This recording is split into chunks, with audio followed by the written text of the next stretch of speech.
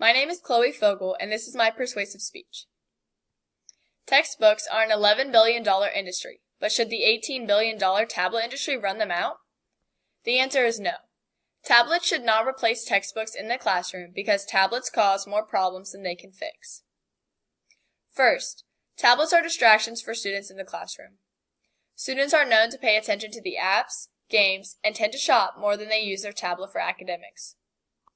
87% of K-12 teachers believe that today's digital technologies are creating an easily distracted generation with short attention spans. This was said by Leslie Lennar on DecodedScience.com. I am also a freshman-focused mentor, and the freshmen always have their school-provided tablets open. When the mentors walk around, about 80% of the students have their tablets open. However, they're playing games or they are shopping. This causes more problems because the students do not want to work hard. Instead, they want to play games. My second point is that these tablets are very expensive. The average sales price of a tablet was $386 during the first quarter of a 21% drop compared to the same period last year. That was according to a report from IMS Research. This research shows how expensive the items are. Not only that, but when a school transfers from textbooks to tablets, the school normally does a trial period with a few tablets.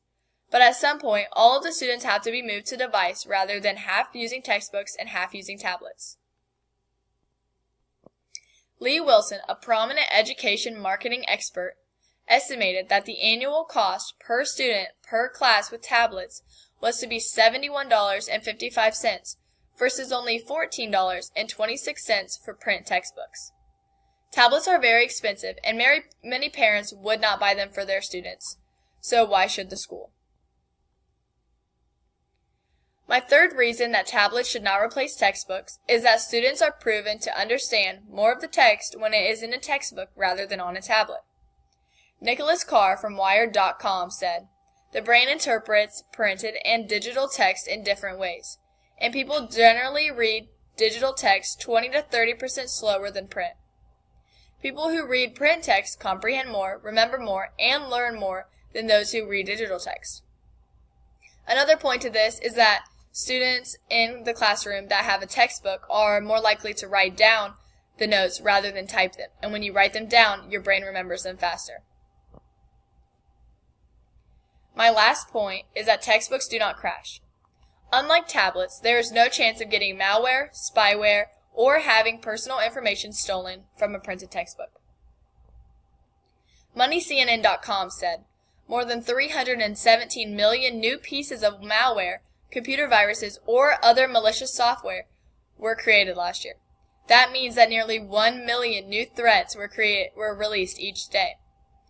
Textbooks are very reliable, and even if they rip, they can be taped up. However, tablets are not that easy to fix. We had a problem with this. When I first got my school tablet, my mom accidentally ran it over with the car, and I had to go into tech, and I had a paper due. So it was really rough to be able to get my new tablet in time to finish my paper, but it would have been a lot easier if I could have just gone to the library and used the resources that they had there. And it ended up taking about 3 weeks before I got my new laptop, and it didn't have any of the same stuff that I had on it before the incident, and that was very inconvenient.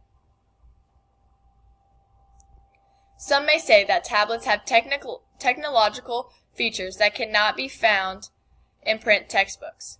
However, many of these features may not work or could be blocked by the school servers. Through my experience, there are a lot of websites that I need to complete schoolwork that have been blocked by the school servers. We are still not allowed to download anything on our tablets as well. All of these parameters make the students frustrated, and by the time they go to tech, it would have been easier just to have a textbook and do the schoolwork. The teachers see this as well because they might tell us to go on a website, but if the website's blocked or if we go on a website for research and it's blocked, then that's really inconvenient, and that takes time away from the teacher, that takes time away from us, and you see this a lot. Also, when we do classes through Edison or Sinclair or somewhere else and we have to use our school computer, if the professor links some kind of website on there and then it's blocked, we have to go down to tech, request that the website gets unblocked, and then tech has to unblock it, then they have to email us and let us know. So it could take up to like 3 days maybe just to get a website unblocked so we can do our schoolwork. All in all, tablets should not replace textbooks. Tablets cause more problems by creating distractions and allowing kids to cheat. They are very expensive options, and in the end, they make school a lot harder. These are my citations. Thank you for listening.